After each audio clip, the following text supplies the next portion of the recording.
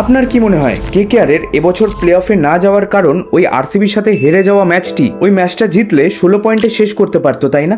আর যদি net run rate ভালো হতো তাহলে প্লে অফে যাওয়ার চান্সও থাকতো। কিন্তু আমার মতে এই সিজনে যেরকম কেকেআরের ভাগ্য সাথ দেয়নি, সেরকম তাদের ডিসিশন। ভাগ্যের কথা বললে তাদের মেইন বোলার হর্ষিত রানা ইঞ্জুরির কারণে ছিল না, সাথে 18 কোটি টাকার মাথিসা পাথিরানা যাও বা ইঞ্জুরি রিকভার করে শেষ পর্যায়ে টিমে যোগ দিলেন। মাত্র 8টি বল করে আবার ইঞ্জুরি নিয়ে আইপিএল থেকে ছিটকে গেলেন। আর তার সাথে আকাশদ্বীপের ইঞ্জুরি তো রয়েছেই। আর কেকেআরের সিদ্ধান্ত যে কতটা ভুল তার প্রমাণ সেই পাঞ্জাবের ম্যাচ থেকেই পাওয়া যায়। বৃষ্টির পর টস জিতে কেকেআর ফার্স্ট ব্যাটিং নেয়, যেটা দেখে প্রায় সবাই হতবাক ছিল। আমার মনে হয় কেকেআর তাদের প্রথম ম্যাচগুলিতে হারের পর যে সিদ্ধান্তগুলি নিতে পারত তার প্রথম কাজই ছিল ক্যাপ্টেন পরিবর্তন। হ্যাঁ, শুনতে কঠোর মনে হলেও এটাই একদম সঠিক সিদ্ধান্ত ছিল কেকেআর এর জন্য। শেষের ম্যাচগুলোতে প্লেয়ারদের ফর্ম অনেকটাই ফিরেছিল এবং প্রথম ম্যাচগুলোতে করা ভুল অনেকটাই শুধরে নিয়ে অধিনায়কত্ব করেছিলেন অজিঙ্ক্য রাহানে। কিন্তু যেহেতু অধিনায়ক হিসেবে এক্সট্রা অর্ডিনারি কিছু করতে পারছেন না অজিঙ্ক্য রাহানে,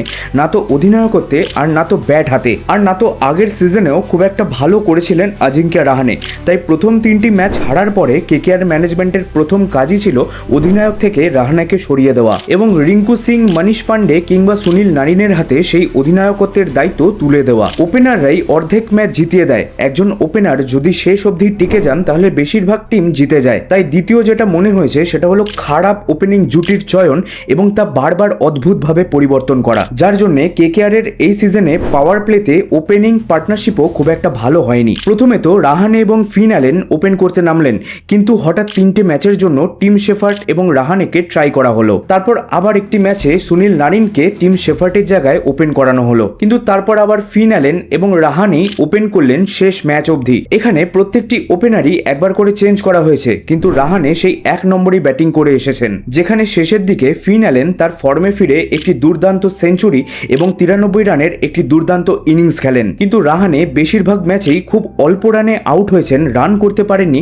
এবং তার স্ট্রাইক রেটও তলানিতে ঠেকেছিল। যেখানে টি20 ওয়ার্ল্ড কাপে নিউজিল্যান্ডের হয়ে ফিন অ্যালেন এবং টিম শেফার্ড ওপেনিং করতে গিয়ে দানবের মূর্তি ধারণ করেছিলেন, সেখানে এই দুজন জুটিকে একবারও ট্রাই করলো না কেকেআর ম্যানেজমেন্ট। এছাড়াও 2024 সালে কেকেআর এর 3 নম্বর ট্রফি আসার মূল কারণ ছিল সুনীল নারিনের ওপেনিং করা সেই সব ইনিংসগুলি। তাকে এবং ফিন অ্যালেনকে ওপেনার হিসেবে অন্তত ট্রাই করা যেত কয়েকটা ম্যাচের জন্য, কিন্তু কেকেআর ম্যানেজমেন্ট সুনীল নারিনকে একটা ম্যাচের পর ওপেনিং করতেই দেয়নি। পজিটিভলি একা টেনেছিলেন রঘুবংশী, ভালো খেলে রানও করেছেন তিনি দলের জন্য। এছাড়াও মনীষ পান্ডেকে আরো প্রথমে সুযোগ দেওয়া উচিত ছিল, কারণ কেকেআর এর হয়ে গুরুত্বপূর্ণ ছোট ছোট ইনিংসগুলি খেলতে তিনি সক্ষম। ইয়াং স্টারদের মধ্যেও অনেককে সুযোগ দেওয়া উচিত ছিল কেকেআর এর, যেরকম শেষে তেজস্বী ধাইয়াকে অনেকটাই পজিটিভ বলে মনে হলো। রিঙ্কু সিং তার ভাইস ক্যাপ্টেন্সির যথার্থতা প্রমাণ করেছেন, যেমন ফিল্ডিংয়ে তেমন ব্যাট হাতে। এছাড়াও মনীষ পান্ডের ফিল্ডিং তো দুর্দান্তই, তার মধ্যে আরসিবির বিরুদ্ধে তার একটি ক্যাচ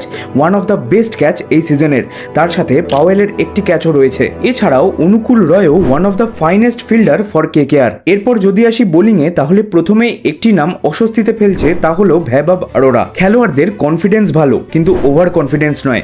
যেরকম খারাপ বোলিং ঠিক সেরকমই খারাপ ফিল্ডিং। খেলোয়াড়ের ফর্ম খারাপ থাকতেই পারে, এটা খেলার অংশ, কিন্তু কেকেআর ম্যানেজমেন্টের উচিত ছিল বেঞ্চে বসে থাকা ইয়াংস্টারদেরকেও সুযোগ দেওয়া। যেমন সৌরভ দুবে লাস্ট ম্যাচে 4 ওভারে 28 রান দিয়ে 2টি উইকেট নিয়েছেন তিনি। তাকে আরো আগে সুযোগ দিলে হয়তো আরো ভালো করতে পারতেন। কার্তিক ত্যাগী যে কেকেআরে এসে নিজেকে নতুন করে গড়ে তুলেছেন, কনসিস্টেন্টলি ভালো পারফরমেন্স দিয়ে গেছেন কার্তিক ত্যাগী। এই সিজনে হর্ষিত রানার জায়গা পুরোপুরিভাবে কার্তিক ত্যাগী নিয়ে নিয়েছিলেন। যেমন সে একজন উইকেট টেকার, ঠিক তেমনই একজন ইকোনমিক্যাল বোলারও। কিন্তু যা মনে হলো ডেথ ওভারের জন্য তাকে আরো প্রস্তুতি নিতে হবে। ডেথ ওভারে সে নিজেকে কন্ট্রোলই করতে পারে না। ব্লেসিং মুজারবানি হায়দ্রাবাদের বিপক্ষে 4 উইকেট নিয়েছিলেন, কিন্তু একটু বেশি রান দিয়েছিলেন, 41 রান। তিনিও কেকেআর এর হয়ে একজন উইকেট টেকার হিসেবে উঠে আসতে পারতেন যদি আরো সুযোগ পেতেন। এমনকি তিনি সেই সময় পার্পেল ক্যাপের দৌড়েও নাম লিখিয়েছিলেন। এছাড়াও স্পিনার হিসেবে অনুকূল রয় ভালো, বরুণ চক্রবর্তী ডিসেন্ট এবং সুনীল নারিন স্যালিউট বস। খারাপ ভাগ্য এবং কেকেআর ম্যানেজমেন্টের তরফ থেকে খারাপ ডিসিশন কেকেআর এর থেকে আরও একটি সিজন কেড়ে নিল। এই ছিল আমার ছোট করে কেকেআর এর সিজন নিয়ে জানা বোঝা। হয়তো অনেক কিছুই মিস করেছি, কি কি মিস করেছি কমেন্টে জানান।